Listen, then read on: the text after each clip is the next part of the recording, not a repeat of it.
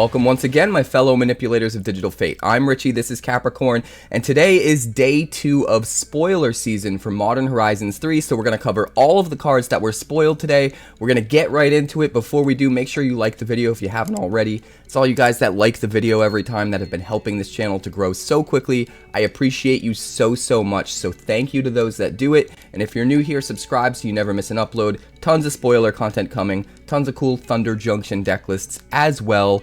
Let's move on. We're starting here with Kami of Jealous Thirst. 1 black and 2 for a 1/3 spirit with Death Touch, and you can pay 1 black and 4.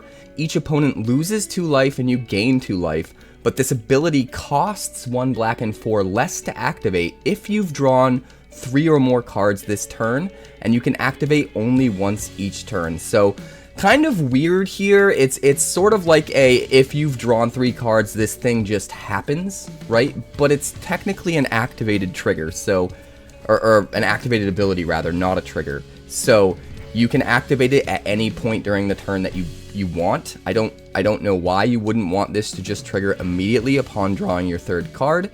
But it's pretty interesting that you can just trigger this for 0 mana, just if you're in a deck that's drawing a bunch of cards, you're just draining for 2 every turn, and if you have a way to draw 3 cards during your opponent's turn, then you're able to drain for 2 on their turn as well, so kinda cool as a common. We'll see if it comes up in limited.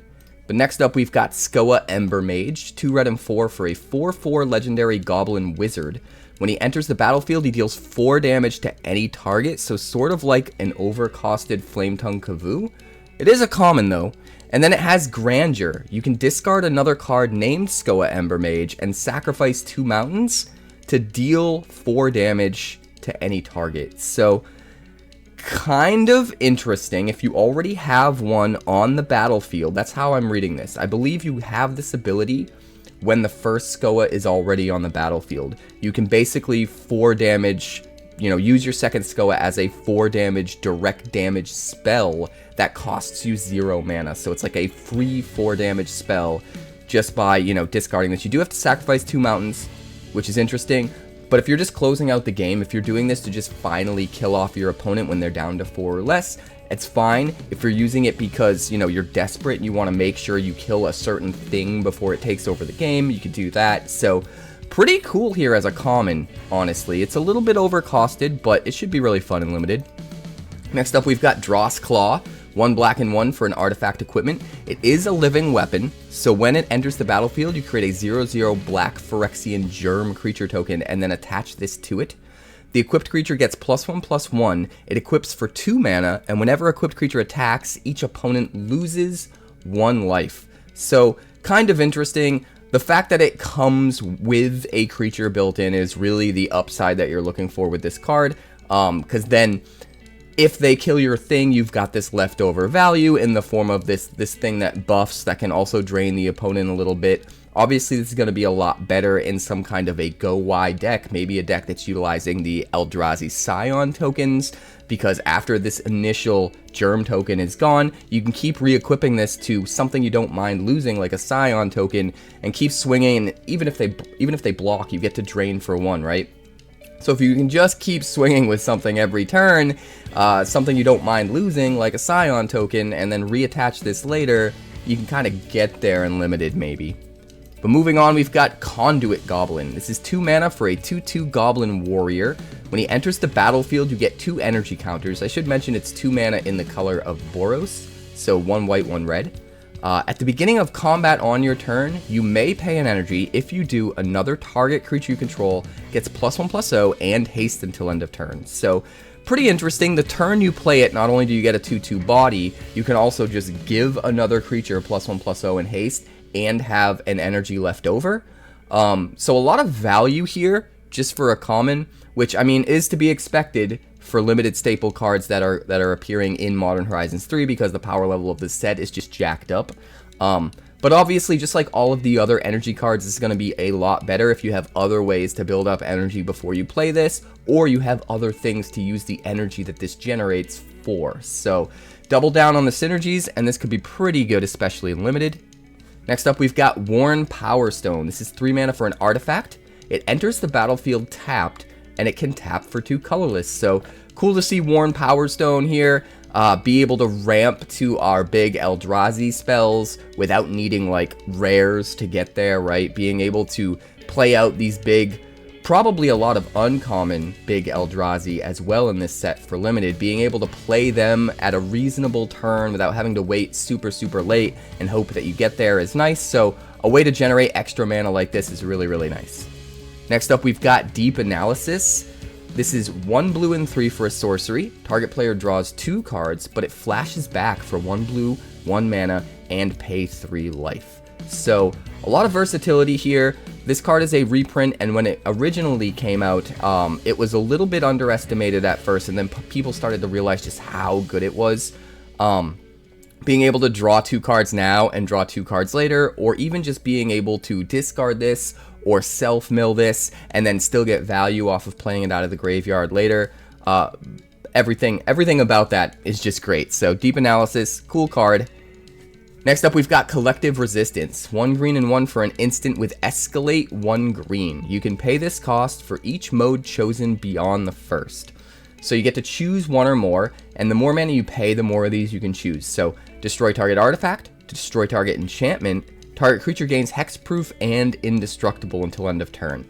Being able to get your artifact and enchantment removal stapled onto your protection spell that you probably want to be running anyway is really good value, right? It helps a card like this to be included in the main deck of your limited deck, because it's not going to be useless if your opponent doesn't have artifacts or enchantments. At the very least, you can get that hexproof, indestructible, save your best creature from a well-timed removal spell, and go on to potentially win the game, but then also getting the upside of being able to take out artifacts and enchantments built into the same card is really nice. Next up, we've got Unstable Amulet. 1 red and 1 for an artifact. When it enters the battlefield, you get 2 energy counters. When you cast a spell from anywhere other than your hand, it deals 1 damage to each opponent, which is pretty interesting with Outlaws of Thunder Junction bringing us Plot, another way to trigger this. You can also tap this artifact and pay 2 energy, which, I mean, it makes 2 energy when it enters, so you could just use that energy for this right away. Exile the top card of your library. You may play it until you exile another card with Unstable Amulet. So it also gives you a way to kind of replace itself, get something to play. You're probably going to want to wait a turn to do it, though, so that you can make sure that you have enough mana left over to play the thing that you exile. What's cool about it, I guess you don't need to do that, right? Because it says you can play it until you exile another card with Unstable Amulets. So you can wait 3 turns and then finally play it if you want, as long as you don't exile something else. Gives you more time to build up more energy counters. The more I think about this card, honestly, the more I like it. And that 1 damage could potentially just chain together and really go off if you're in a deck that's just constantly playing things from exile. So I almost wonder if this could be the centerpiece of a new combo deck, where you just completely chain those 1 damage triggers and play a deck that's constantly playing things from exile. Either way, pretty interesting card here. It'll be nice to see if it makes an impact in limited. Next up, we've got Barbarian Ring. This is another reprint. I actually kind of love this card. I remember when it first came out in, I believe it was Odyssey, and it was such a fun time. It's a land that comes into play untapped that can tap for a red mana, but it deals a damage to you. So it's kind of a pain land, except it only makes 1 color of mana. But the upside here is when you have Threshold, which means 7 or more cards in your graveyard, period, you can pay 1 red and tap and sack the Barbarian Ring, and it deals 2 damage to any target.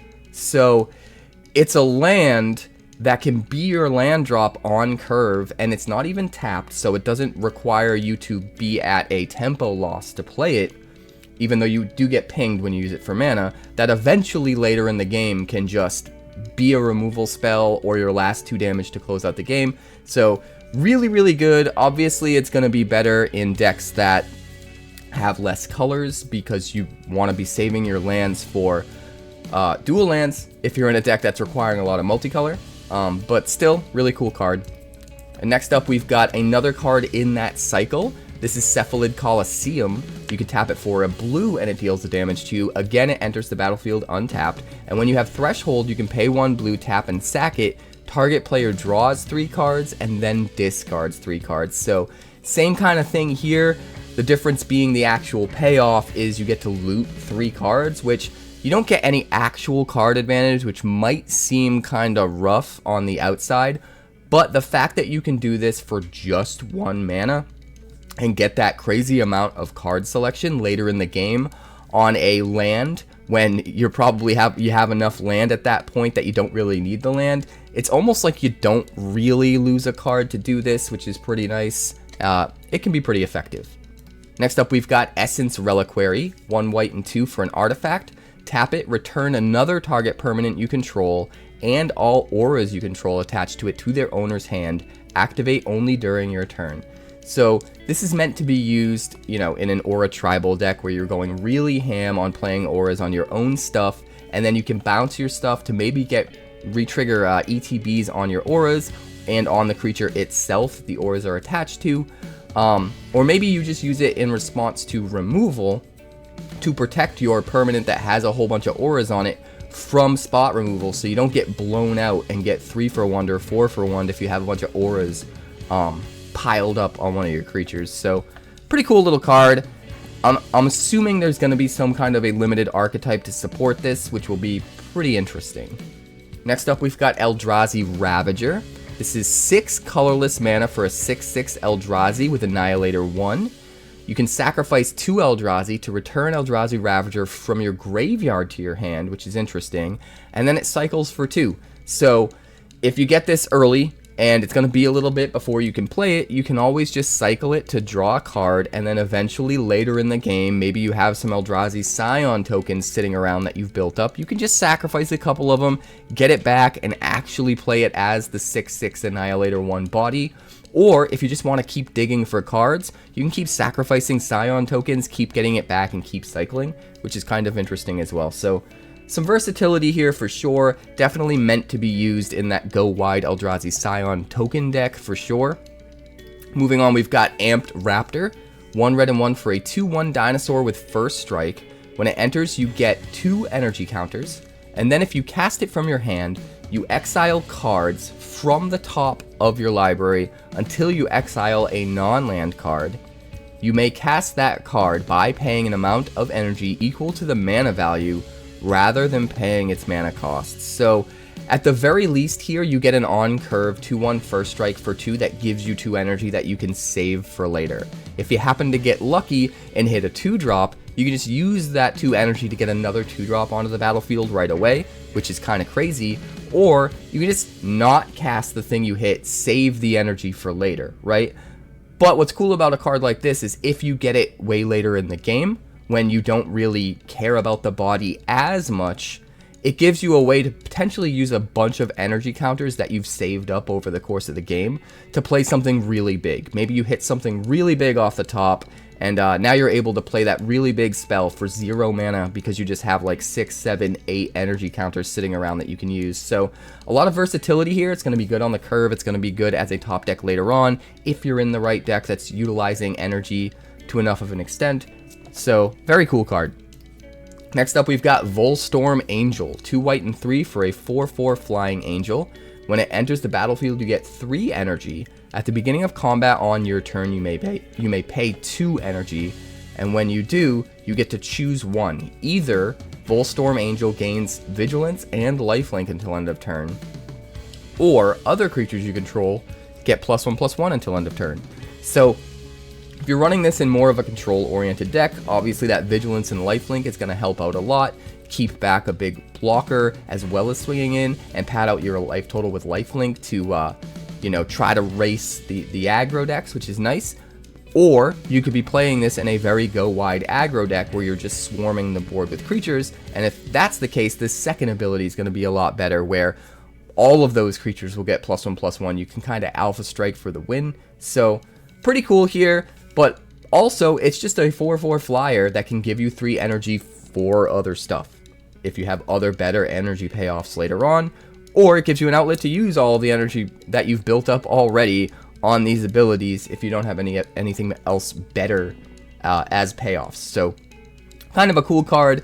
It's crazy to see just how far Serra Angel has come over the years. That card used to be like the end-all be-all win condition in control decks back in the day, and now like uncommons are just better than it, and it's crazy. Next up, we've got Wirewood Symbiote. This is a 1/1 insect for just 1 green mana, and you can return an elf you control to its owner's hand to untap target creature, but activate only once each turn. So kind of interesting. I wonder if it's actually worth using in constructed elf decks, because some elves can tap for a whole bunch of mana, and being able to untap that one elf could give you an absolute metric ton of mana. But also returning an elf to your hand could be beneficial if it's an elf with a really good ETB ability. So if you can find a way to leverage both of those, this actually might see play in constructed in maybe a modern elf tribal deck. But the fact that it isn't an elf itself makes me a little bit worried and skeptical about it being possibly just a little too greedy, maybe a little win more, and not being worth the inclusion. But I don't know, you're gonna have to let me know in the comments if you think this could actually make the cut in constructed. But either way, in limited, this could be really cool, as long as you have the elves to kind of fuel it. If you're playing enough elves that you can just get good ETB abilities in limited, this is going to be really, really good. Next up, we've got Tamiyo meets the Story Circle. If I'm not mistaken, this is the first saga we've seen in this set. This is 1 blue and 1. On chapter 1, until your next turn, whenever a creature attacks you or a planeswalker you control, it gets -2/-0 until end of turn. So it's a 2 mana pseudo fog with a whole bunch of upside. That upside being chapter 2, discard any number of cards and then investigate twice for each card discarded this way. That's insane. If you have 5 cards in your hand, you could just generate 10 clue tokens. Granted, you have to discard your hand to do that, but if you're in a deck that cares about going wide with artifacts, like being able to get 10 clue tokens for just 2 mana could be absolutely insane. Like, affinity for artifact decks could be insane. Granted, you're discarding all the cards that, you know, have the affinity for artifacts that you would play, but there's gotta be a way to bust this, right? There's absolutely gotta be a way to bust this. It just seems like a whole lot of potential in that chapter 2, if done correctly, especially if the things that you're discarding are either things that you want in the graveyard, or maybe madness cards that you're gonna be able to play anyway. There's so many ways to get value off this card. There's got to be a way to break it. Let me know in the comments what that way is. But we haven't even gone over chapter 3 yet. Chapter 3 is shuffle up to 3 target cards from your graveyard into your library. It's worth pointing out you can only shuffle cards from your graveyard, so you can't use this to tuck things away from your opponent's graveyard. Sometimes that's going to be really relevant, but some of those things that you're discarding to get a whole bunch of clue tokens, you can now put back into your decks so they don't feel like a complete waste, which is pretty cool. It's also really good if you're in a self-mill deck anyway, where you're putting a bunch of stuff in the graveyard and there's a certain few key cards that you don't want to be in the graveyard that you want to make sure you draw into. Being able to put them back into your deck and make sure you draw into them. There's a lot of different ways that this synergizes with a lot of different things. I have to assume there's got to be a way to break this, right? There's gotta be. Let me know in the comments. But next up, we've got the first of a whole bunch of modal dual-faced cards. In this set in particular, they're bringing back the mechanic from Zendikar, where on the front side you have a spell and on the back side you have a land.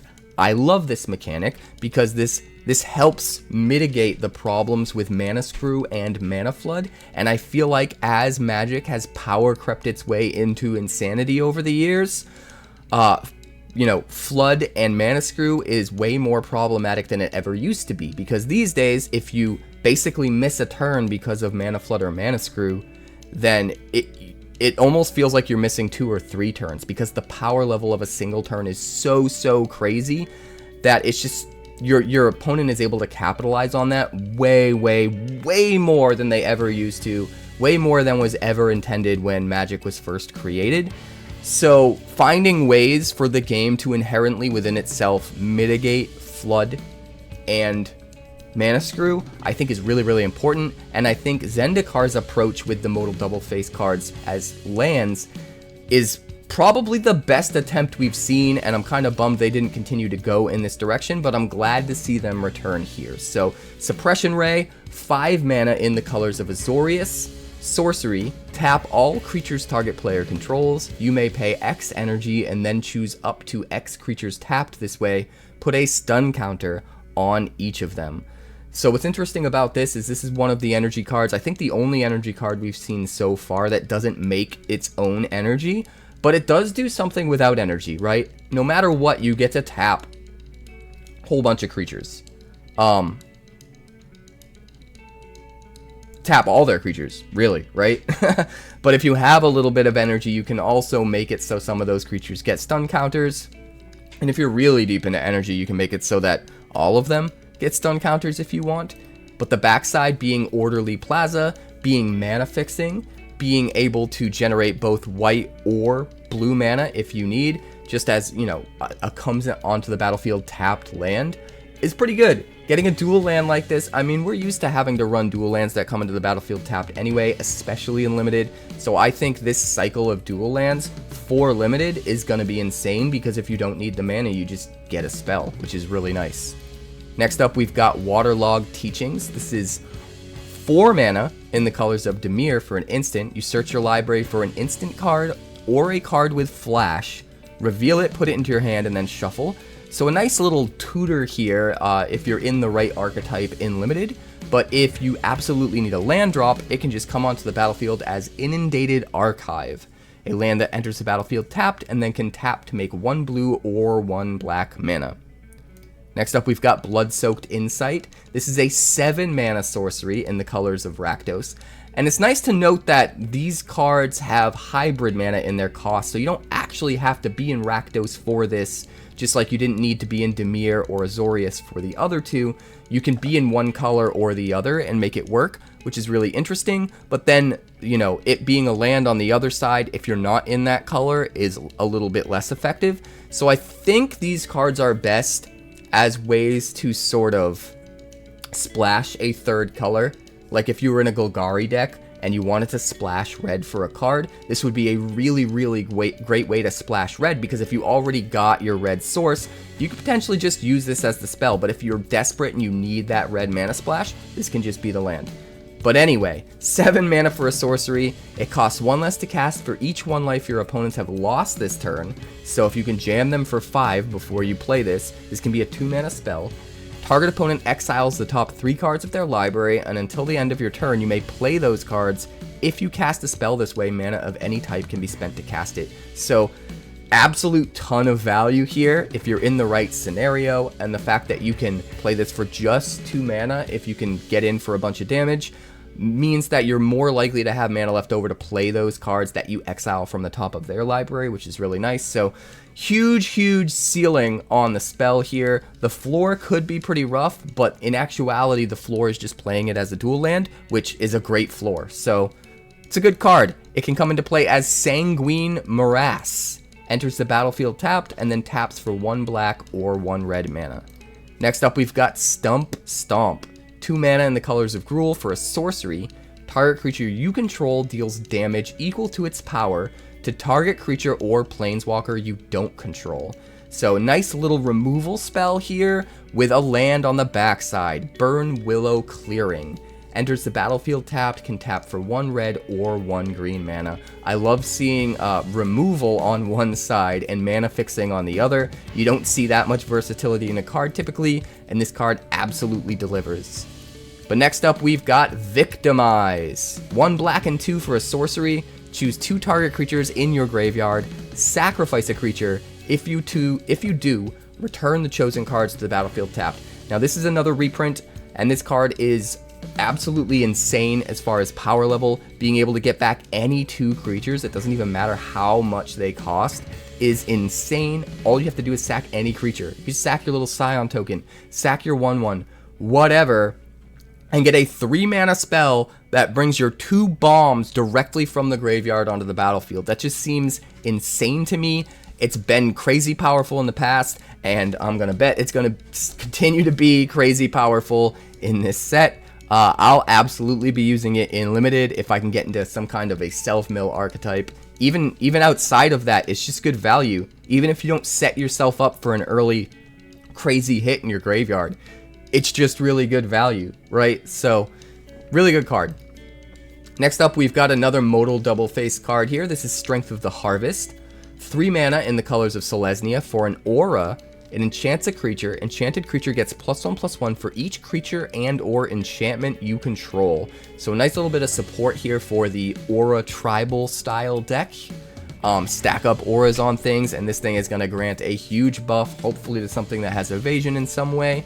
But if you don't have a bunch of auras, if your opponent swept your board, if you're in a pinch for mana, you can always just play it as Haven of the Harvest. Enters the battlefield tapped, and then taps for either 1 green or 1 white mana. Moving on, Glasswing Grace. This is a 5 mana aura, enchants a creature in the colors of Orzhov. Enchanted creature gets +2/+2, flying, and lifelink. This is probably the least interesting we've seen of the modal double face cards. That being said, it can just win you the game in the right circumstances. Turning your big Eldrazi into a flyer so that it can get through unblocked with its Annihilator and also have lifelink could be insane. It does set you up to get 2 for 1 because it doesn't give you any value if the aura gets removed or if the creature it's enchanting gets removed. But it makes up for that by the fact that it can be played as its backside, Age-Graced Chapel. It's a land that enters tapped and can tap for 1 white or 1 black mana. Very, very cool. Next up, we've got Rush of Inspiration. 3 mana in the colors of Izzet. For an instant, you draw 2 cards, then discard a card at random unless you pay 2 energy. So this is another one of those payoffs for energy that doesn't actually give you any energy when you play it. Now, you don't need the energy, but discarding a card at random is kinda rough. It's a little less rough if you're completely out of gas because at least you drew something, right? But if you're down to like having a bomb left in your hand and this, having to cast it as the spell and have the chance of discarding your bomb seems a little bit rough. That being said, if you're deep in energy, you can just pay the energy and not have to discard anything. And it's just an instant speed, pay 3, draw 2, which is nice. And if you don't want to do either, then you can just play it as the backside. Crackling Falls, a land that enters the battlefield tapped, taps to make 1 blue or 1 red mana. Next up, we've got Revitalizing Repast. This is the Golgari modal double face card. This is 1 mana in the colors of Golgari for an instant. Put a +1/+1 counter on target creature. It gains indestructible until end of turn. So having your land be your protection spell that gives something indestructible at instant speed for just 1 mana is really, really good. Really, really good. Like, this spell is kind of good enough on its own. The fact that it also gives you a +1/+1 counter, so you have lasting value as well, is kind of nuts. And then if you're desperate for color fixing, you can always just play it as the backside, which is Old Growth Grove. It will enter the battlefield tapped, and then you can tap it for 1 black or 1 green mana. So, man, these modal double face cards are kind of insane. Next up, we've got Legion Leadership, 2 mana for an instant in the colors of Boros. Until end of turn, double target creature's power, and it gains first strike. Nice little combat trick, and normally the downside to combat tricks like this is if you don't have them in the right scenario, in the right circumstances, they might not be useful, they might be a dead card, but this mitigates that by being a modal double face card that can be a land on the backside. So if you can't use the Legion Leadership, or if you just really, really need color fixing, you can play this as Legion Stronghold. Enters the battlefield tapped and then taps for either 1 red or 1 white mana. But next up, we've got Drowner of Truth. Not only do we have a modal double face card here that's a land on the backside, but this is an Eldrazi, which is crazy. So a 7/6 Eldrazi with Devoid for 7 mana in the colors of Simic, and when you cast this spell, if a colorless Hedron mana was spent to cast it, you create 2/0/1 colorless Eldrazi spawn creature tokens that can sacrifice to add a colorless Hedron mana. So, nice little bit of payoff here. If you use it as a dual land in a deck that's trying to run a whole bunch of colors and doesn't have enough land slots left over for colorless lands, you can't really get as much value off of this, but you get the fixing you need for a deck that's a ton of colors. But if you run this in a deck that doesn't need the fixing as much and it has room for colorless mana sources, you can get even more value off the spell by getting some Eldrazi spawn tokens, which is really, really nice. You can even use an Eldrazi spawn token to pay for the Drowner of Truth to get you more Eldrazi spawn tokens, which is really, really good synergy. I'm excited to use this guy in Limited, but if you just need to mana fix, it can come down as Drowned Jungle, enters the battlefield tapped, and then taps for either 1 green or 1 blue mana. Moving on, we finally have our rares, but first, coffee break. I'm going to use this coffee break as an excuse to explain something to you guys, because some of you just don't seem to understand. No, I will never refer to colorless mana as generic mana. I've been calling colorless mana since 1994. It's not my fault Wizards came along, decided to make a new mechanic halfway through Magic's life cycle, and now they want to change terminology and the way things are called. No, I've been calling colorless mana since the day I started playing this game. If you want to invent a new word to use for the colorless Hedron mana that specifically have to be colorless, have at it. But I'm not going to change the terminology I've been using for years. Just like I won't call Tribal Kindred. Unless a card specifically refers to Kindred within the card, then when I'm talking about that card, reading that card, of course I will refer to it as Kindred. But outside of that, I will always call Tribal. I'm not going to bend to changing things. I've been playing this game forever. It is what it is. Get over it. Nectar of the Gods. Listen guys, rambling for an hour about Magic cards takes a lot out of you. It takes a lot out of your voice. I need my Nectar of the Gods, okay? I just need it. Don't ask questions. Let's move on, alright? Let's move on to the next card. This is Spymaster's Vault. Enters the battlefield tapped unless you control a swamp, can tap for 1 black mana, can also pay 1 black mana and tap it to give target creature you control, to make target creature you control connive X, where X is the number of creatures that died this turn. This is a card that we did see during leak season, and it's kind of interesting. On the one hand, being able to connive a whole bunch based on creatures dying seems nice. It also seems like it's kind of a counterpoint to Raffine.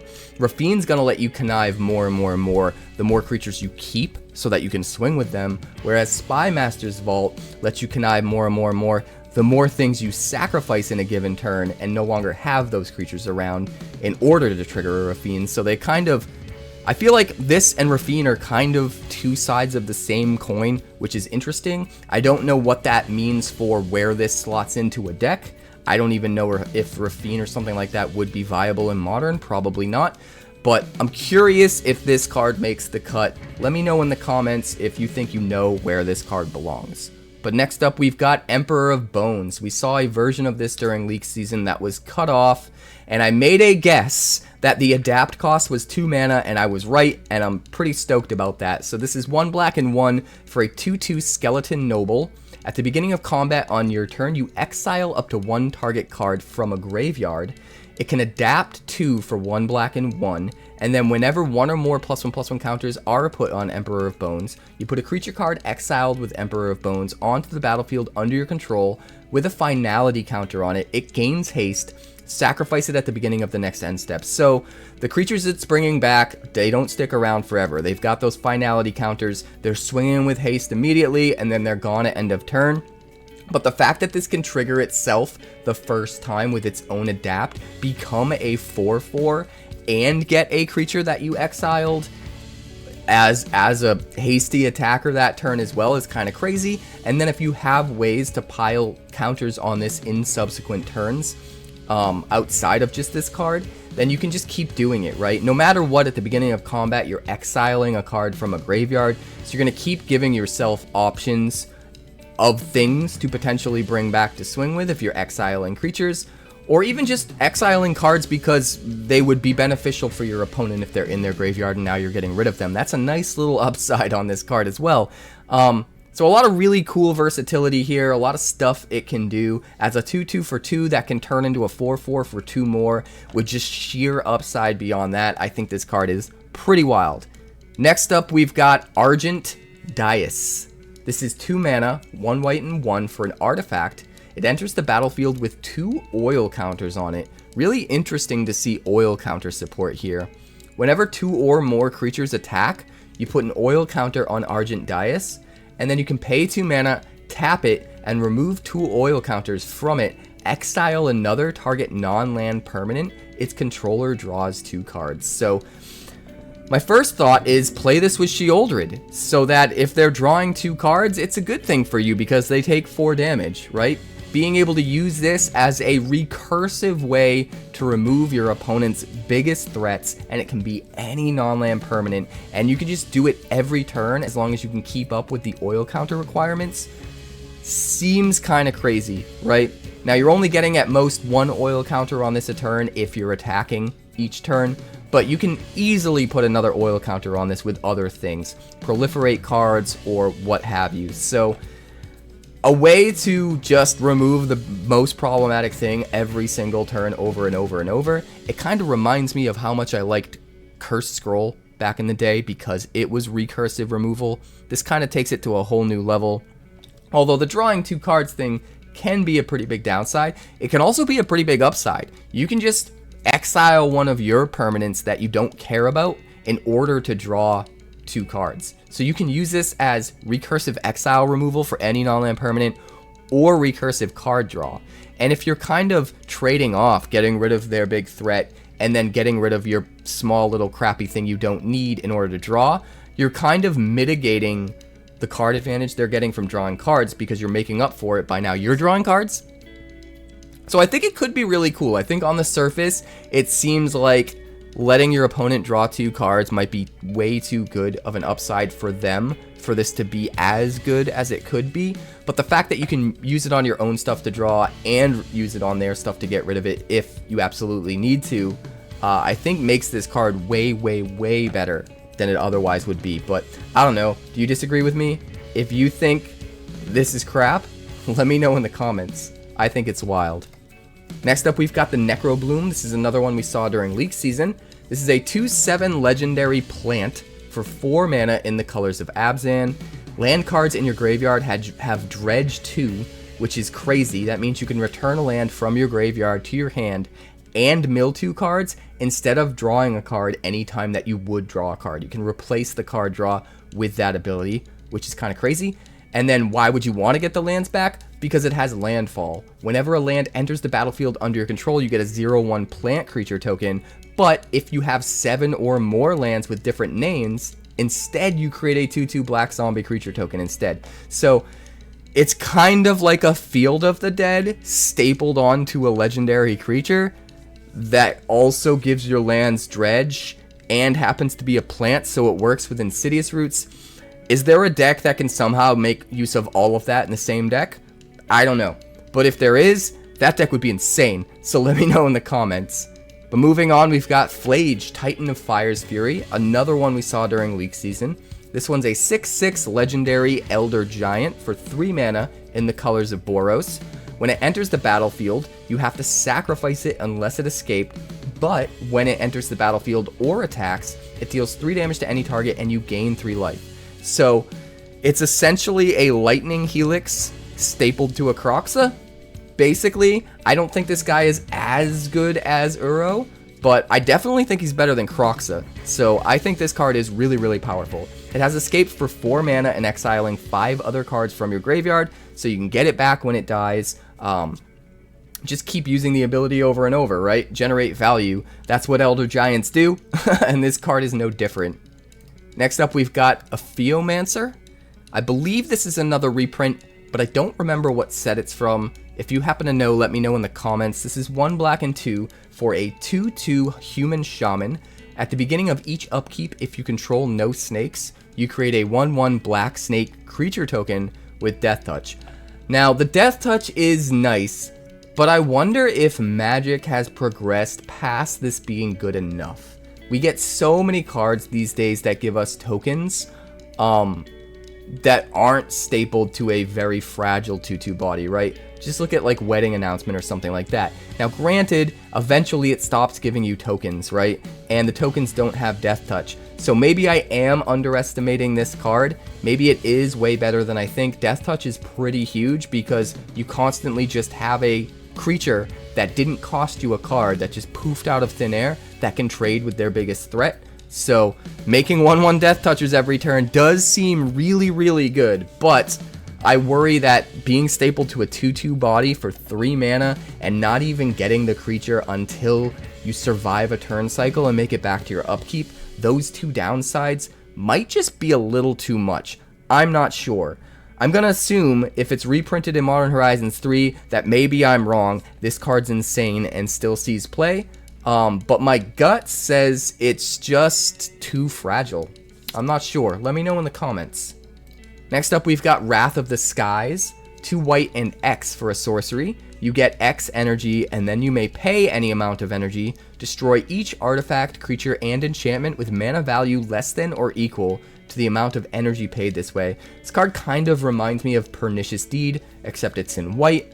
What I love about this is if you're in the energy deck, you could just pay 2 mana, not pay anything into X, and just use all of the energy that you have to sweep the board. So being a 2 mana sweeper of not only creatures but also artifacts and enchantments is insane. In some scenarios, it can be one-sided. If you have a thing or two on your field that's really, really big, that costs more than any of your opponent's stuff, you could just very carefully select that X amount of energy so that you know, you can wipe all of their stuff and keep your couple big things, which is really nice. So in certain scenarios, if you play around it, it could be one-sided, and I kind of love that. But you can also just use this as a mana sink later in the game if you have a ton of mana to just make a bunch of energy and then save that energy for other things while also taking out, you know, certain mana costs of cards and less on your opponent's side that you really need to get rid of. You know, if you're against an aggro deck, you could hit everything that costs 2 or less and still keep a whole bunch of energy for other cards, which is really cool. I just think this card is really good. Maybe I'm a little too high on it, but I think it's kind of amazing. Next up, we've got Warren Soul Trader. This is another one that we saw during leak season. This is a 3/3 zombie goblin wizard for 1 black and 2. You can pay 1 life and sacrifice another creature to create a treasure token. I've said this once, I've said it 1,000 times. This is broken. This is basically a make your own channel, right? If you can go wide with enough creatures, you basically have channel here. You can sack them all and generate a ton of treasure tokens, generate a ton of mana, and use them to just kind of win the game outright. But there are so many sacrifice decks that just want free sack outlets, right? Regardless of whatever the payoff is, just having a free sack outlet can be really, really good. The fact that your free sack outlet gives you a payoff as good as making a treasure token, not only is it ramp, but it's also color fixing, just seems crazy to me. Granted, you do need life to keep it going, right? But I'm sure there's plenty of ways around that. This guy just seems absolutely insane. Let me know in the comments what deck you'd use it in, because it is busted. And now our last card of the day. This is Strix's Serenade, and I love this card, but maybe I like it too much. This is 1 blue mana for an instant. Counter target artifact, creature, or planeswalker spell. Its controller creates a 2/2 blue bird creature token with flying. Now, I immediately see this and I say 1 mana counter spell. 1 mana counter anything? No ifs, ands, or buts? Like no pay mana and you get out of it? Like none of that. It's just 1 mana counter anything.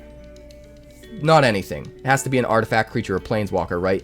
But counter almost all pieces of board presence that your opponent would try to put pressure on you with. Seems crazy.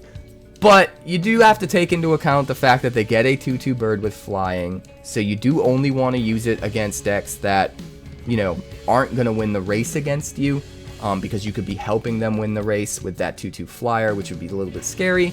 And also, you got to take into account the fact that it can't counter another counter spell, right? It can't hit instants or sorceries. It can't even hit enchantments. So, is it as good as I think it is? I'm not sure. I'm still leaning towards it's insane because it's a 1 mana counter spell that's always going to have a target. The problem is it always going to be the target you want to hit the most? Or is your opponent going to be able to push through it with cards you really don't want them to resolve, and then just get even more board presence with that 2/2 flyer when you finally do counter something? So I'm not sure. The jury's out. It could.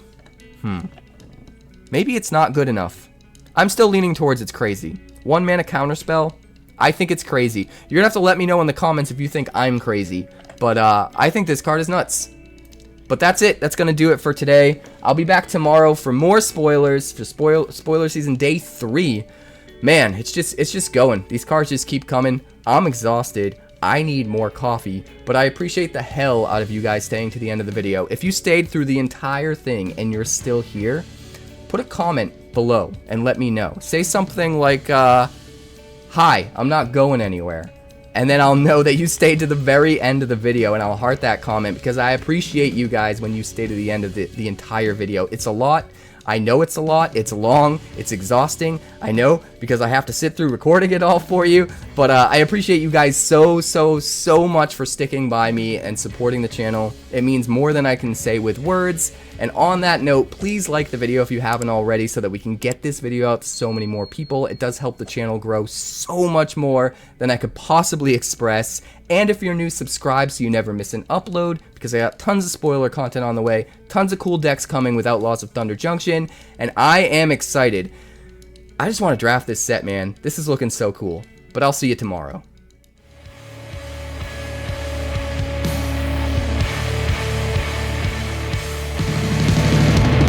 Thanks so much for checking out my channel. I'd like to give a huge shout out to all of my patrons over at Patreon.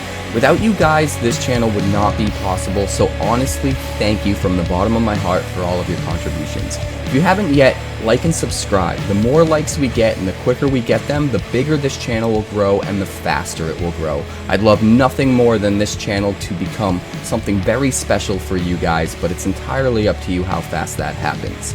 Also, if you'd like more deck text, that's somewhere over there. And if you'd like to see what else the channel's been up to lately, that's somewhere up that way. Also, subscribe, circle below, do all the things.